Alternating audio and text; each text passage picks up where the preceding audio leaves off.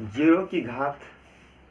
क्या हो सकती है, या जीरो की जो घात है उनकी वैल्यू कितनी होती है, या 0 टू द पावर 0 का एक्चुअल मान कितना होता है, आइए हम जानते हैं।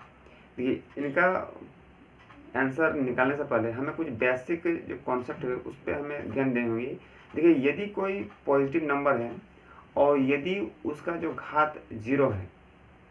कोई भी यदि हम पॉजिटिव नंबर लेते हैं, कोई भी धनात्मक संख्या लेते हैं और यदि उनकी जो घात है या बोल सकते हैं उनकी जो पावर है वो 0 है, तो उनकी वैल्यू होती है 1।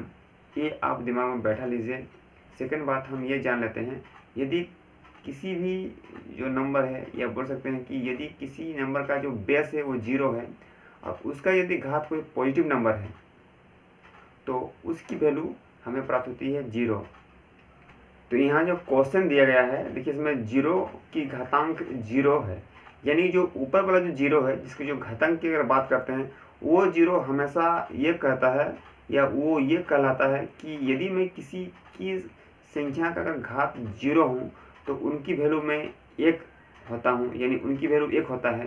तो इसके हिसाब से वो 1 होना चाहता है।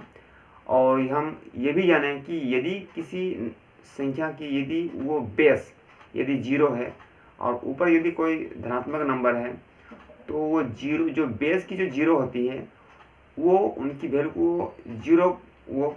कर देती है, जो कि उसका जो रूल्स में हम अभी हम जो देखें। तो इन दो जो कैलकुलेशंस है हम ये बोल सकते हैं कि 0 की घातांक जो 0 है उनकी जो वैल्यू होगी उनको हम नॉट डिफाइंड बोल सकते हैं, यानी कि उनको हम डिफाइंड नहीं कर सकते हैं।